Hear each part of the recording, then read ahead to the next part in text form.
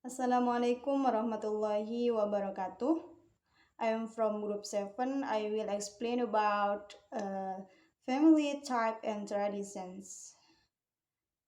My name is Ummu Solehatul Mukarroma. I am the first speaker from Group 7 and I will explain about child raising. What is child raising? Uh, Process of teaching new generation of children the custom and values of the parent culture. Hmm, sebuah proses yang mengajarkan anak-anak tentang adat istiadat dan nilai-nilai budaya orang tua. For the example, in the United States, it is common for parents to put a newborn in a spirit bedroom when the child is a few weeks old. Hal ini merupakan hal yang umum bagi orang tua yang memisahkan bayi mereka di kamar tidur yang terpisah saat berusia beberapa minggu. Alasan lainnya karena faktor ekonomi, bahkan banyak rumah yang cukup besar menawarkan fasilitas di mana setiap anak dengan kamar yang terpisah. Selain itu, Amerika juga memiliki alasan lain. Alasan lainnya untuk memisahkan anak-anak mereka secara fisik juga segera setelah lahir karena orang tua suka menjaga privasi mereka dengan memiliki kamar sendiri. Anak-anak juga akan mendapatkan privasi ketika sudah dewasa. Selain itu, anak-anak pada akhirnya akan belajar bertanggung jawab atas kamar mereka sendiri. Dan tujuan akhirnya yaitu untuk menuju kemandirian secara pribadi. Sedangkan di Indonesia, bayi yang baru lahir akan berada satu kamar bersama orang tuanya karena tujuan mereka agar terlebih dahulu menjaga atau agar lebih memudahkan orang tua menjaga atau mengawasi memberi kebutuhan anak tersebut. Setelah anak itu mempunyai keberanian untuk tidur terpisah dengan orang tuanya, maka disitulah anak-anak akan memiliki kamar sendiri dan akan mandiri. Disinilah perbedaan antara negara Amerika dan negara Indonesia tentang child raising. Assalamualaikum warahmatullahi wabarakatuh. My name is Ainul Yakin and I'm from the 7th group.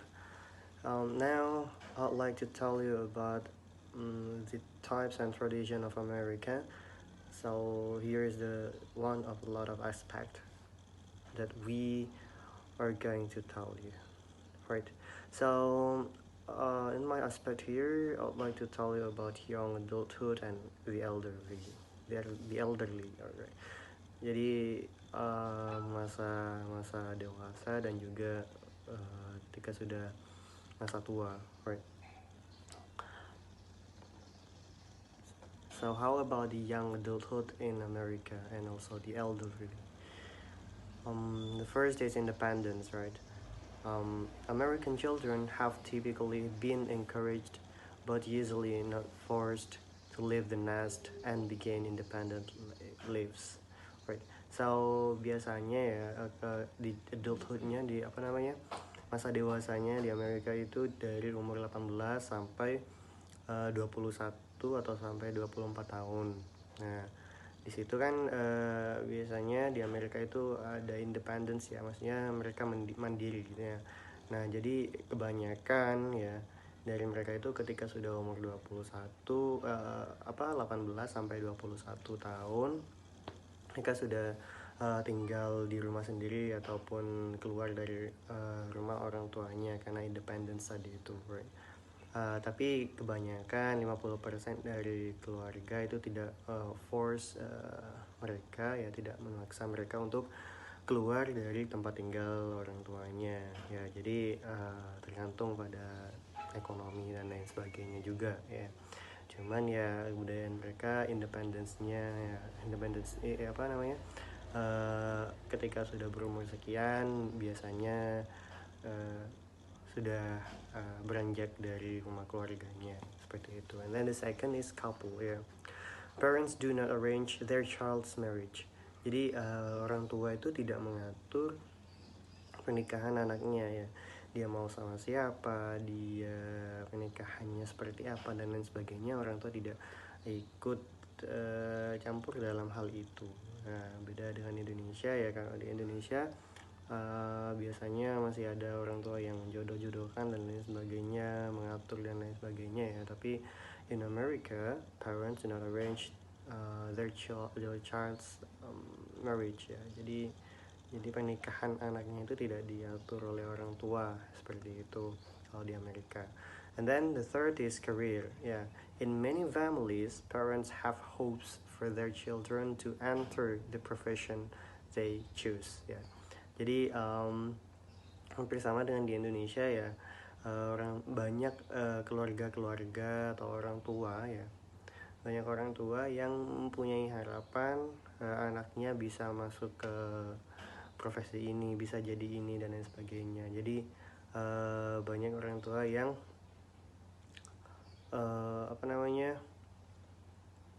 ingin anaknya menjadi seorang misalkan pilot atau dokter dan lain sebagainya ya. Hampir sama di Indonesia juga, orang tua kebanyakan ingin anaknya ya, berharap anaknya jadi ini, diarahkan ya sesuai dengan profesi yang kadang anaknya juga tidak mau menjadi itu dan lain sebagainya ya. Tapi ya di Amerika sama di Indonesia ya hampir sama tentang itu ya. Banyak harapan dari meskipun tidak memaksa ya, tapi harapan dari orang tua itu ditekankan dari di sana gitu untuk caringnya ini gitu.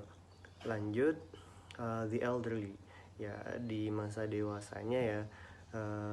Many older people do not want to have to rely on their grown children ya. Jadi orang tua di sana itu banyak yang tidak mau bergantung ya pada anak-anaknya yang sudah bertumbuh dewasa ya, karena mereka pikir ya tidak mau bergantung lagi dengan anak-anaknya meskipun mereka sudah dewasa dan sebagainya ya.